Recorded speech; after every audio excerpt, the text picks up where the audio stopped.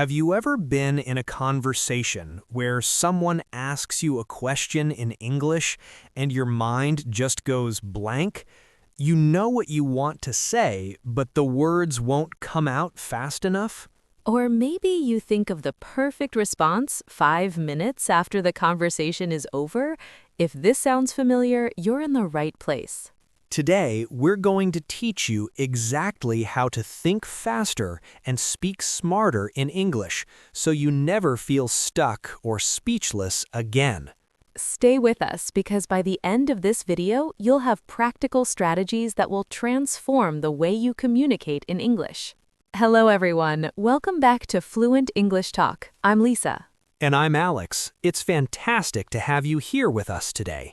If this is your first time watching, welcome to our English learning community. And if you're returning, thank you so much. We're always happy to see you back. Today's lesson is incredibly practical. We're going to teach you how to think quickly and speak confidently in English conversations. This is a skill that every English learner needs.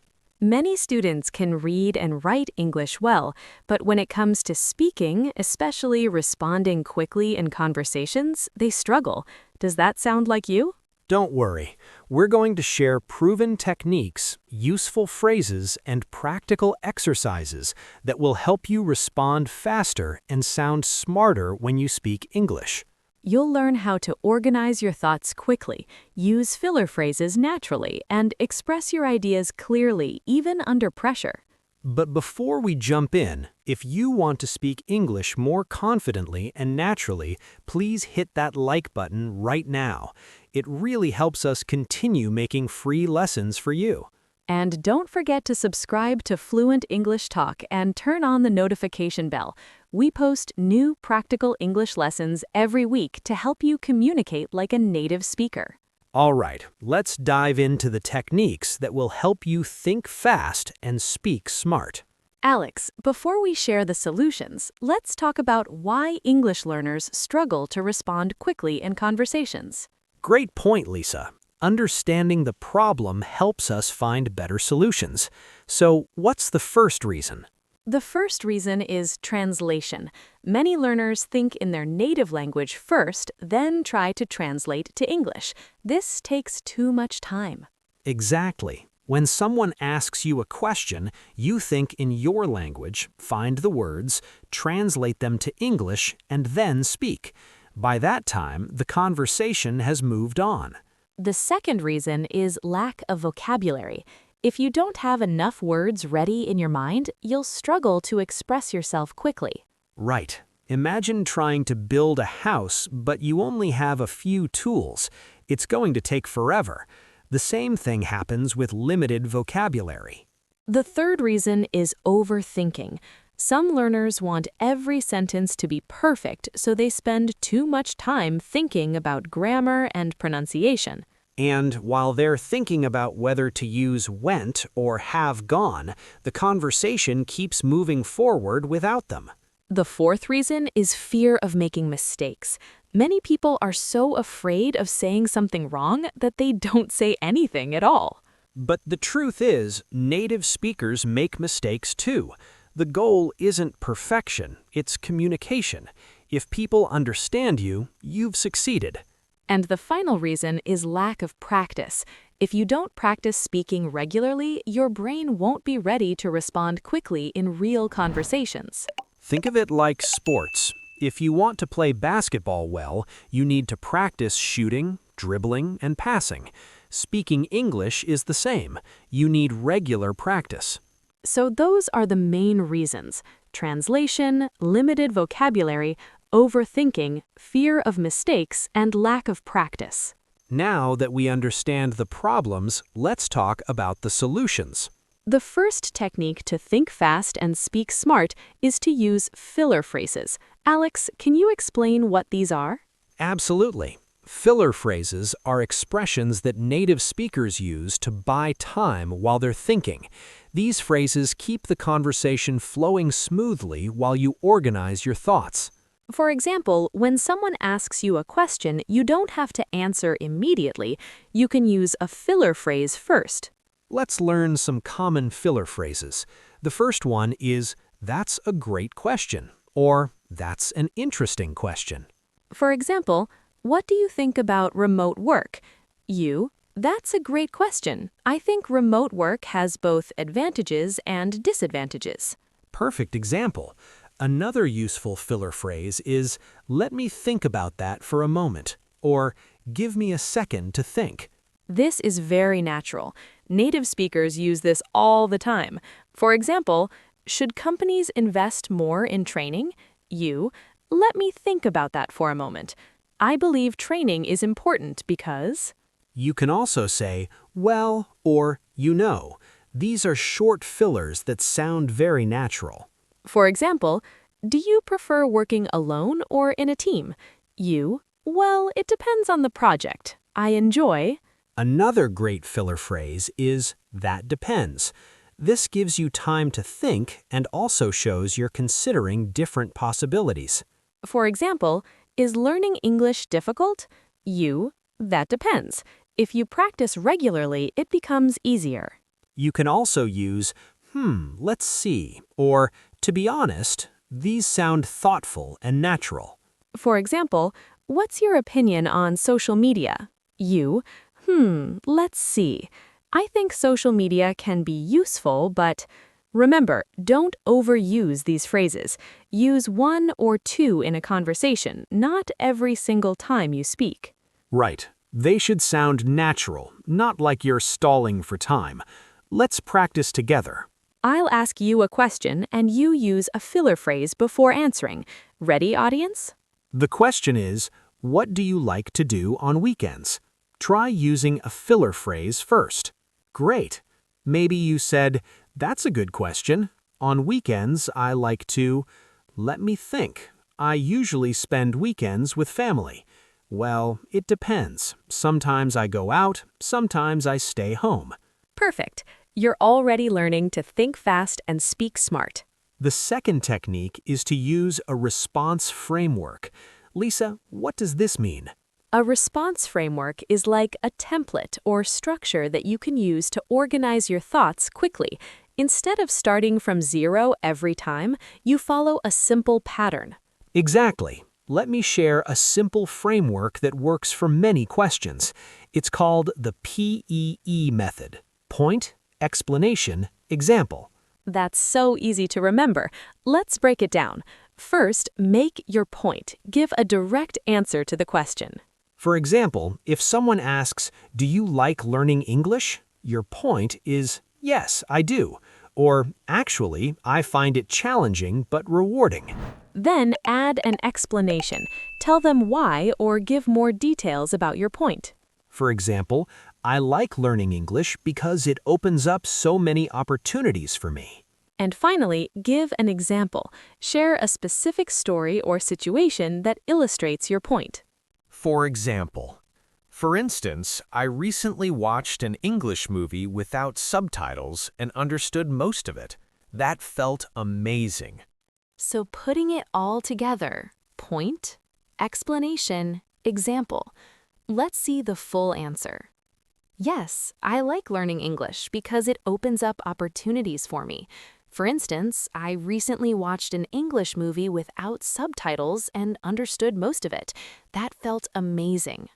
See how organized and smart that sounds? You gave a complete, thoughtful answer. Here's another framework you can use. A.R.E, which stands for answer, reason, example. It's very similar. First, give a clear answer to the question.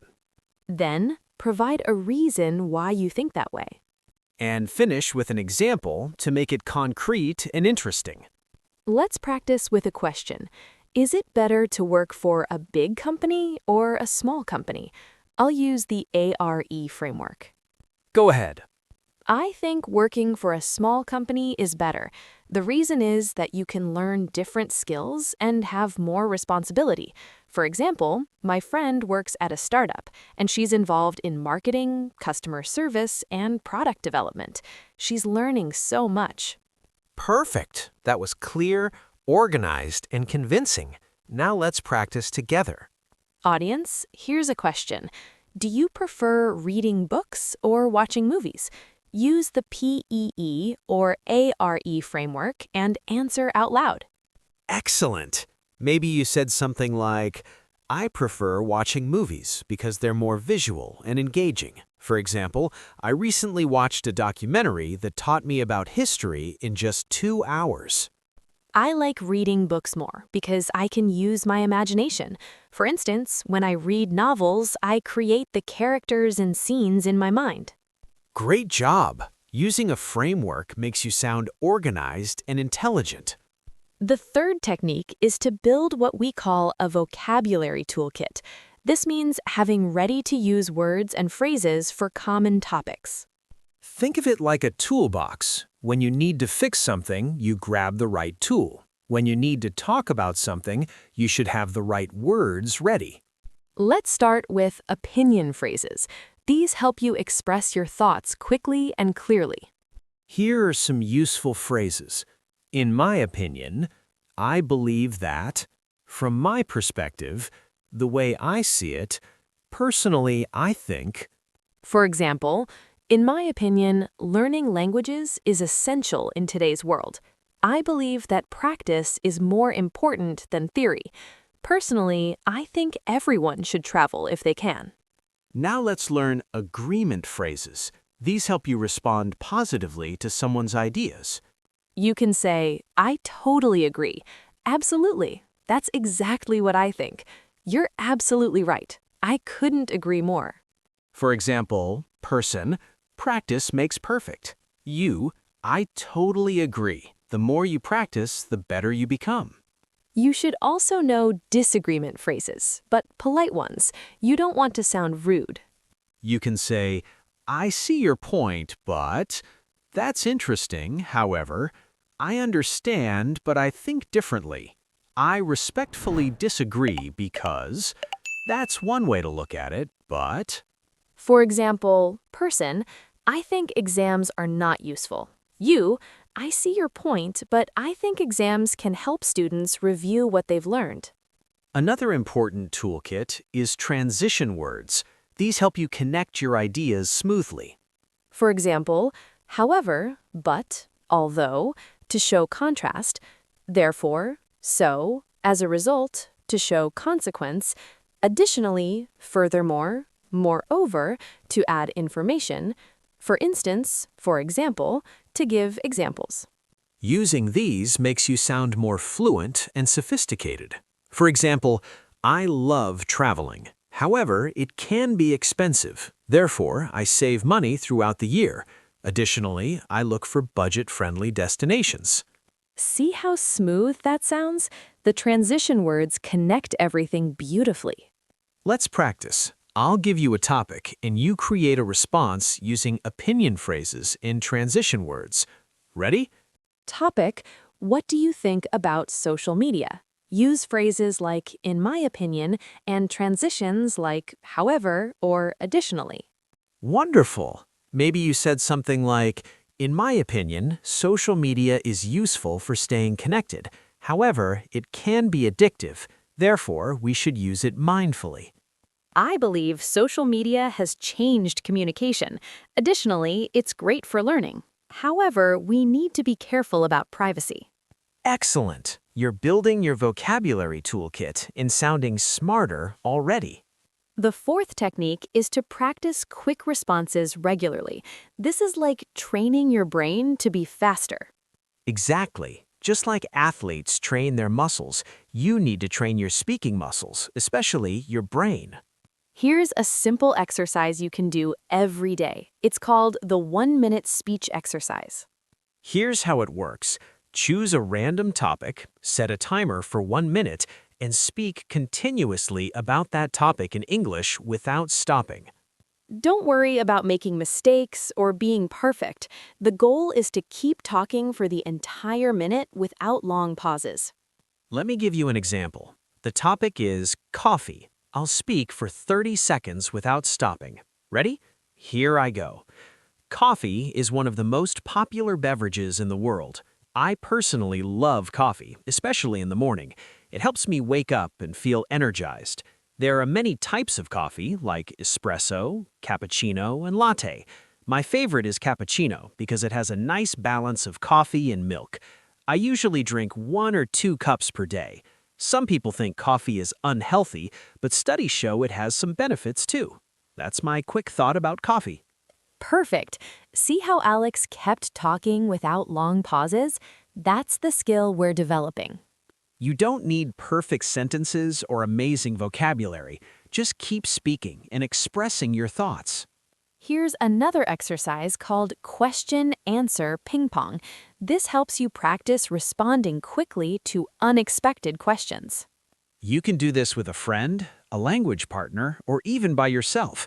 One person asks random questions and the other person answers immediately, no thinking for 10 seconds. For example, I'll ask Alex some quick questions and he'll answer right away. Ready, Alex?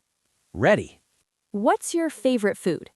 Pizza. I love it because it's delicious and there are so many varieties. If you could travel anywhere, where would you go? Japan. I've always wanted to experience the culture and try authentic Japanese food. What's your biggest goal this year? To improve my teaching skills and help more people learn effectively. See how quick that was? No long pauses, no overthinking, just natural responses. Now it's your turn. We're going to ask you some questions. Answer out loud as quickly as you can. Ready? Question 1. What did you do yesterday? Question 2. What's your favorite season and why? Question 3. Do you prefer cats or dogs? Great job. The more you practice this, the faster your responses will become. Remember, speed comes with practice. Start slow if you need to, but practice every single day. The 5th and final technique is about mindset. Stay calm and confident when speaking English. This is so important. Even if you know all the techniques, if you're nervous or anxious, you won't be able to think clearly or speak well. Let's talk about some strategies to stay calm during conversations. First, remember that mistakes are normal and okay. Native speakers make mistakes too. They say they forget words, they correct themselves mid-sentence. It's completely normal. For example, a native speaker might say, I went to the, what's it called? The place where you buy books. Oh yeah, the bookstore. See? Even native speakers sometimes forget words. Don't be too hard on yourself. Second strategy, focus on communication, not perfection. Your goal is to share your ideas, not to sound like a textbook. If someone understands what you're saying, you've succeeded. It doesn't matter if you used the or incorrectly. Third strategy, use body language and gestures. If you can't find the right word, you can use your hands or facial expressions to help communicate. For example, if you forget the word tall, you can gesture upward with your hand while saying, he is very, and people will understand. Fourth strategy, ask for help when needed. There's nothing wrong with saying, how do you say, in English? What's the word for, sorry, can you help me with this word? Native speakers appreciate when you try to learn. They'll happily help you find the right word. Fifth strategy, breathe and pause. If you feel overwhelmed, take a deep breath and pause for a moment. It's better to pause than to panic. You can say, give me a moment, or let me gather my thoughts, and then continue when you're ready. And finally, practice positive self-talk. Instead of thinking, I'm bad at English, think, I'm learning and improving every day. Your mindset affects your performance. If you believe you can improve, you will. Let's practice. Imagine you're in a conversation and you suddenly forget a word. What should you do? Let's role-play this. So, Alex, what did you do last weekend? I went to a place where you can see animals, like lions and elephants.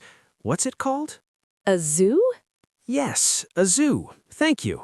I went to the zoo with my family and it was really fun. See that? Alex forgot the word zoo, but he described it, and I helped him. The conversation continued smoothly. This happens all the time in real conversations. Don't stress about it. Just keep communicating. Now you try. Imagine you're describing your house, but you forget the word kitchen. Describe it without using that word. Great. Maybe you said, the room where I cook food, or the place where I prepare meals. Perfect. Remember, stay calm, focus on communication, and don't be afraid to ask for help. Now let's put all 5 techniques together in a real conversation. This will show you how everything works naturally. I'll ask Alex some questions, and he'll use all the 5 techniques we learned: filler phrases, response frameworks, vocabulary toolkit, quick responses, and staying calm. Alex, what do you think is the most important skill for success in life? That's a great question. Let me think about that for a moment. In my opinion, the most important skill is communication. The reason is that no matter what job you have or what goals you pursue, you need to communicate with others. For example, even if you're a brilliant scientist, you need to explain your ideas to colleagues and the public. Additionally, good communication helps build strong relationships, which are essential for happiness and success. So yes, I believe communication is the key skill. Interesting, but what about technical skills? Aren't they important too? I see your point, and you're absolutely right that technical skills matter. However, I think communication is the foundation. You can have amazing technical skills, but if you can't explain your work or collaborate with others, you'll struggle. Therefore, I think the ideal is to have both technical skills and good communication skills. Does that make sense? Yes, that makes perfect sense. Thank you for explaining.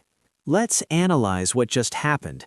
Did you notice how I used all 5 techniques? First, you used a filler phrase. That's a great question. Let me think about that for a moment. This gave you time to organize your thoughts. Second, I used a response framework, the A.R.E. method. Answer, communication. Reason, you need to communicate with others. Example, even brilliant scientists need to explain their ideas. Third, you used vocabulary from your toolkit. In my opinion, additionally, therefore, and I see your point. Fourth, I responded relatively quickly without long pauses. I kept a conversation flowing naturally. And fifth, you stayed calm and confident, even when I challenged your answer with a follow-up question. Exactly. All 5 techniques working together made the conversation smooth and intelligent. Now it's your turn to practice. We're going to ask you a question, and we want you to use these techniques. Ready? Here's the question. What's more important, following your passion or earning a good salary? Use the techniques and answer out loud. Excellent. You might have said something like, "That's an interesting question." Well, I believe both are important. However, if I had to choose, I'd say following your passion is more important because you spend most of your life working. For example, I know people with high salaries who are unhappy because they don't enjoy their jobs. Therefore, I think finding work you love is key to a fulfilling life. Perfect. That's thinking fast and speaking smart. Wow, we've covered so much today. Let's do a quick recap of all 5 techniques. Technique 1, use filler phrases, like, that's a great question. Let me think. Well, that depends. Technique 2, use a response framework, like P.E.E. or A.R.E. Answer, explanation, example. Technique 3, build your vocabulary toolkit with opinion phrases, agreement and disagreement phrases, and transition words. Technique 4, practice quick responses with exercises like 1-minute speech and question-answer ping-pong. And technique 5, stay calm and confident. Focus on communication, not perfection. Remember, thinking fast and speaking smart is a skill you can develop with practice. Don't expect to be perfect tomorrow. Start with one technique, practice it daily, and gradually add more. All right, everyone, we've reached the end of today's lesson. We hope you now feel more confident about thinking fast and speaking smart in English. Remember, the key is consistent practice. Use these techniques every day, even if you're just practicing by yourself. Before you go, we'd love to hear from you. Write in the comments, which technique will you practice first? And what's your biggest challenge when speaking English? We read every comment and love hearing about your progress. If this video helped you, please give it a big thumbs up. It helps us reach more English learners around the world. And if you haven't already, subscribe to Fluent English Talk and turn on the notification bell. We post new practical English lessons every week. Thank you so much for learning with us today. Keep practicing, stay confident, and remember, you're getting better every single day. See you in the next video. Keep speaking smart. Bye, everyone. Bye.